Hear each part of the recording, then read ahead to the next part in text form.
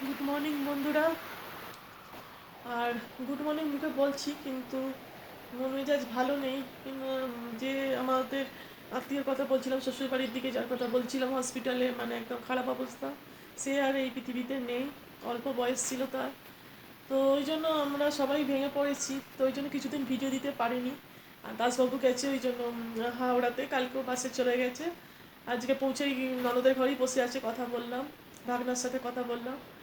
তারপরে এসে এখন সারা রাত ঘুম হয়নি, একটু আমাদের ঘরে এসে একটু রেস্ট করে খেটে বিকেলে আবার মেজো ননদেরও শরীর টরীর ভালো না, দেখা করে ও কালকেই দুপাল ধরে আবার রিটার্ন আসবে। আর বাবুর তো ফাইনাল শুরু হয়ে গেছে, ইংলিশ গেলো প্রথম দিন, তো সেটা ভালো গেছে, বাকি কিছুদিন বাদে আছে। তোর বাবা বলে তাহলে আমি একটু দেখা করে চলে আসি। বলে দেখো, সুখের সময় নাই তুমি মানুষের পাশে থাকলে, কিন্তু দুঃখের সময় সব মানুষের পাশে থাকা দরকার। সেও যে এমনই হোক, আর অতি বড় শত্রু হলো তার পাশে গিয়ে দাঁড়ানো দরকার তার এরম সময়। যাই হোক, আর কি বলবো, ওর বাবুর পরীক্ষা না থাকলে আর আমার এই অ্যাক্সিডেন্টটা না হলে হয়তো আমরাও যেতাম।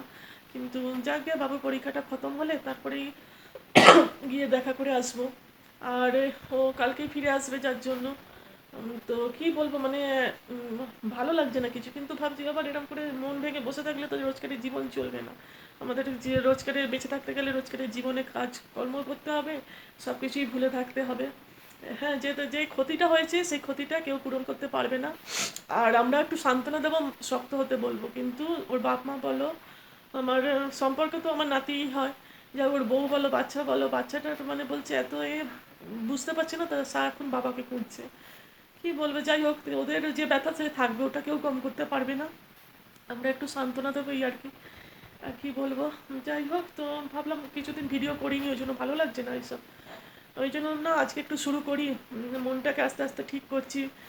উম, এত বড় ক্ষতিটা না মানে মানে অনেক পরিবারে, আমাদের শ্বশুর বাড়ি বলো বাপের বাড়ি বলো, অনেকেই মারা গেছে, কিন্তু এরকম অল্প বয়সে কেউ আমার জীবনে প্রথম আমি দেখলাম। তো মানে ঠিক নিতে পারছি না। ছেলেটারও পরীক্ষা চলছে, মন ভালো নেই একদম, কি বলবো।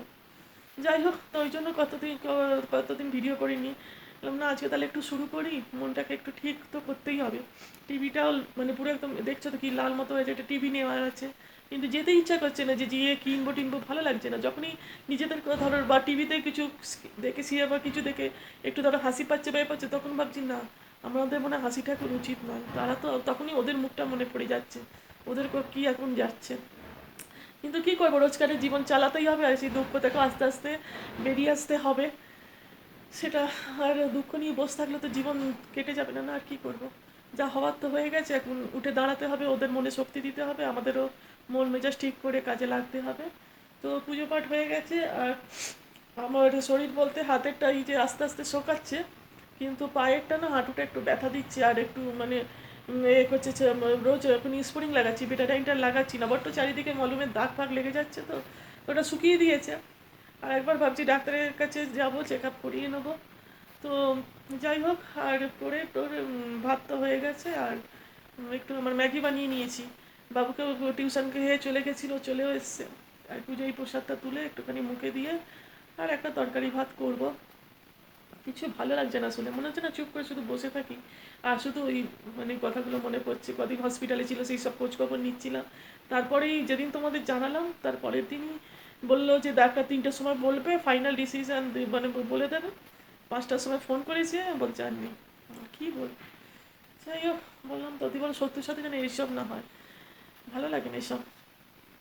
তো চলো, তাহলে দিনটা শুরু করা যাক। আর আমাদের এখানে ওই বলছিলাম না লক্ষ্মীনারায়ণের প্রতিষ্ঠা হবে, তো আমি ভেবেছিলাম ওই পূর্ণিমা গেল কবে, কালকেই তো, তো কালকে হবে না, কালকে তো হয়নি, আগামীকাল মানে সোমবার।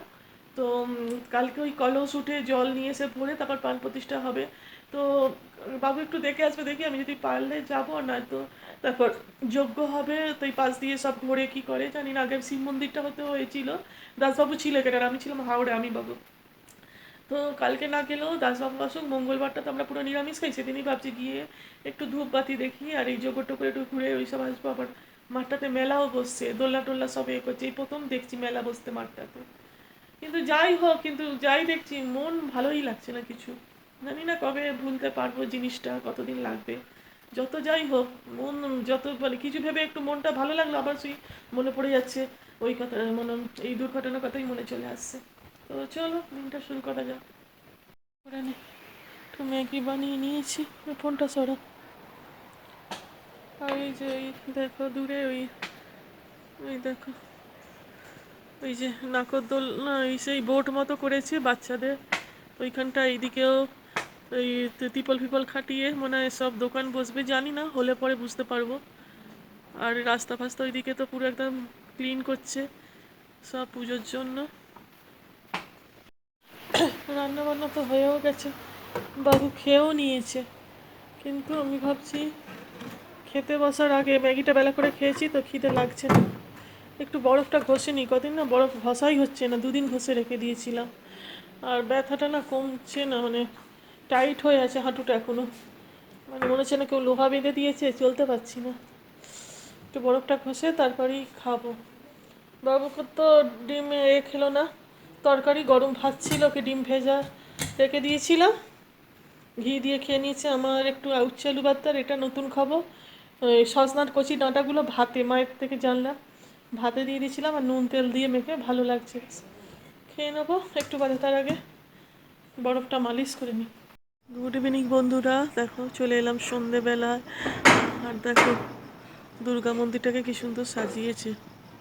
যেটা বলছিলাম, দুর্গা মন্দিরটাকে কি সুন্দর সাজিয়েছে। কাল থেকে ওই প্রাণ প্রতিষ্ঠার অনুষ্ঠান শুরু হবে। কালকে তো ওই কলস তুলে নদীতে যাবে বললাম, যেটা দেখি পারি কি দেখতে যেতে। তো বেরাবো একটু আস্তে আস্তে। আর মেলা হবে বলে মাঠেও আলো ফালো দিয়েছে, রাস্তা ফাস্তা ওই সব গাড়িগুলো এই জন্য এদিক দিয়ে ঘুরে ঘুরে যাচ্ছে, ওদিকে রাস্তা বন্ধ করে দিয়েছে। বড় গাড়ি ছোট গাড়ি সব যাচ্ছে এদিকে ঘুরে ঘুরে। আর এই ঠিক পুজোর সময় যেমন সাজায়, নবরাত্রি শুরু হলো, ঠিক ওরকম দুর্গা মন্দিরটাকেও সাজিয়েছে। চলো ওদিকে যাওয়া যাক।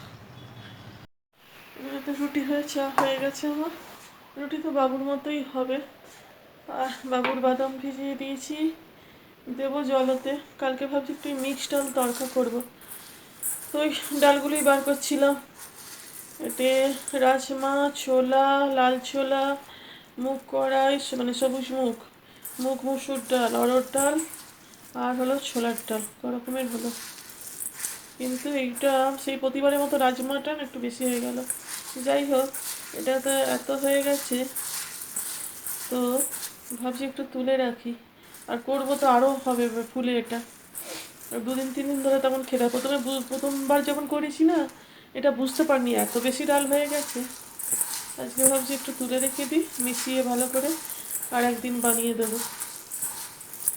ওটাকে ভিজিয়ে দিই, রাতভর ভিজবে। টিভিটা চালিয়েছি, দেখছো কি অবস্থা, টিভি লাল হয়ে আছে।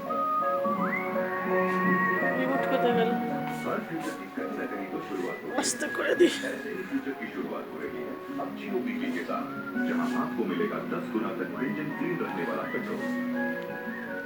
আর এই ছেলেটা মুড়ি দেখো নেবে আর রেখে যাবে লাস্টে, তুমি খেয়ে নিও। এখন আমরা রাখতে চায়ের সাথে খেয়ে নেবো। এখন একটু সিরিয়াল দেখে নিই একটা, তারপরে ফার্নিচারগুলো একটু করার আছে, কি বলে, যা কি খুলে গেল এটা, কি অবস্থা। টিভিটা একটা নিতে যাবো না, ভালো লাগছে না, মন টনই নেই এসব করার। থাক, চলছে চলুক, যেমন মনই ভেঙে গেল তখন আর কিছুই ভালো লাগে না।